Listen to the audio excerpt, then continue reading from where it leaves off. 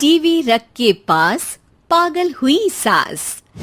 आजकल वर्मा जी की पत्नी देवकी जी केबल पर रियलिटी शोज देख देख कर बहुत कुछ सीख रही हैं। जैसे आज तो वो सुबह सुबह बेसुरे आलाप ले रही हैं। सारे गामा माँ जी, सारे गामा पाधा नीसा होता है। अरे वो तो सब गाते हैं, ये मेरा स्टाइल है। आवाज तो कम कर लीजिए माँ जी, पर्दे फट जाएंगे कान के। ये कहो कि पर्दों में आग लग जाएगी। देखना, मेरी आवाज सुन के जज आग लगा देगी, आग लगा देगी, तू तो आग लगा देगी, ऐसा बोलेंगे। सरिता वहां से परेशान होकर चली जाती है और सास रियाज जारी रखती है। सारे गाओ, सारे नाचो। तभी बाबूजी दुकान से लौटते हैं।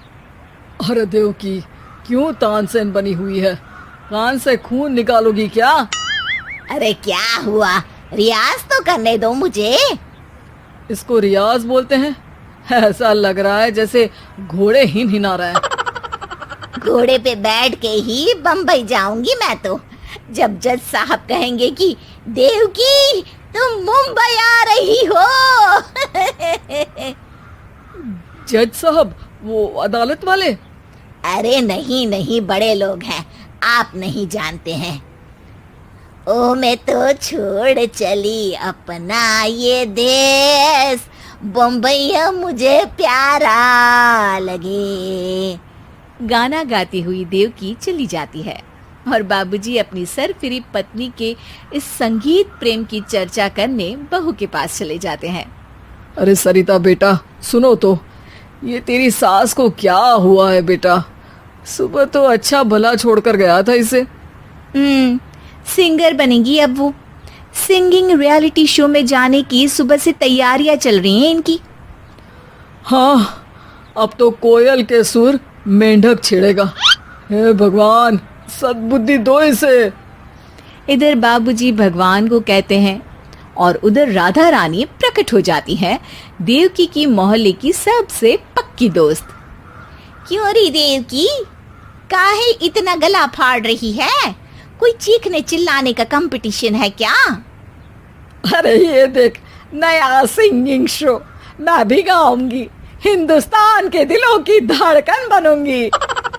अरे इतना बेसुरा गा के दिलों की धड़कन नहीं, दिलों का अटैक बन जाएगी। इससे तो अच्छा है कि नाच ही ले। वैसे भी दिन भर मोहल्ले में नाचती तो रहती है तू, कभी इसके घर कभी उसके घर। देवकी को समझ में आ जाता है कि उसका गाना किसी को पसंद नहीं आ रहा। अगले दिन सरिता देखती है कि सास पैरों में घुंघरू बांध के नाच रही है। अरे माँ जी, क्या मंजुलिका बनी हुई है आज आप? अरे नाचने दे बहू, जब तक है जान जाने जहां मैं नाचूंगी। अरे माँ जी, अभी जान निकल जाएगी इतनी जोर से नाचेंगी तो। अरे अरे, क्या कर रही हो? अरे दिख नहीं रहा, डांस कर रही हूँ। अरे जैसी तुम्हारी हरकतें हैं, तुमको तो नागिन डांस करना चाहिए। वो भी करूंगी, भांगड़ा भी करूंगी। देखना, जज मुझे देख के स्टैंडिंग ओवेशन देंगे। हाँ, स्टैंडिंग ओवेशन तो देंगे ही, ताकि खड़े होकर वहां से भाग सके तुम्हारा डांस देखकर। अरे कुछ ढंग की चीज करो, ये रोज क्या नया शुरू कर देती हो? सास को लगता है कि उसका डांस का सीन भी बिगड़ गया। अब वो टीवी देख के कोई और कलाकारी ढूंढने लगती है। तभी उसे टीवी पर खतरों के खतरनाक खिलाड़ी शो दिखता है, जिसमें लोग अलग अलग स्टंट करते हैं। बस देवकी को नया काम मिल जाता है। अगले दिन सुबह देवकी डंबल लेकर कसरत करने लगती है। माँ जी, ये क्या कर रहे हैं आप? अरे खली जैसे बनकर खलबली मचा दूंगी। कल मैंने खतरों के खतरनाक खिलाड़ी देखा और सोच लिया कि मुझे वही जाना है। हाँ बस। तभी वहाँ बाबूजी भी आ जाते हैं। अरे इतना भारी डंबल, अरे गिर मत जाना कहीं लेकर। अरे चुप करो, तुमसे कुछ नहीं होता इसका मतलब ऐसा नहीं कि मुझसे भी कुछ नहीं होगा। मैं तो खतरों के खतरनाक खिलाड़ी में जाने वाली हूँ। हाँ, मैं तो इस शो में तभी गया था जब तुमसे शादी हुई थी। तुमसे शादी करना भी खतरों के खतरनाक खिलाड़ी में जाने से कम थोड़ी ना। अब चुप भी रहिए। अरे बहू, वो भारी वाला डंबल उठा कर ला तो। अरे ना माँ जी, आप संभाल नहीं पाओगी। अरे मैंने टीवी में देखा था, एक आदमी कार उठा लेता है, इतना तो मैं उठा ही सकती हूँ ना। बहू घबराते हुए भारी वाले डंबल माँ के हाथ में दे देती है। जैसे ही माँ दोनों हाथ ऊपर करती है, पूरे शरीर का बैलेंस बिगड़ जाता है और वो पीछे की तरफ गिर जाती है। डंबल जाकर टीवी में लगता है और टीवी फूट जाती है।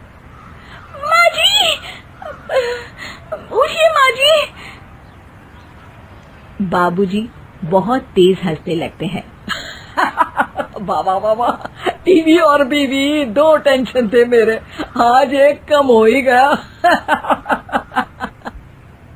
बहू भी सास को उठाते उठाते इस बात पर ताली बजाकर हंसने लगती है और देवकी फिर से गिर जाती है।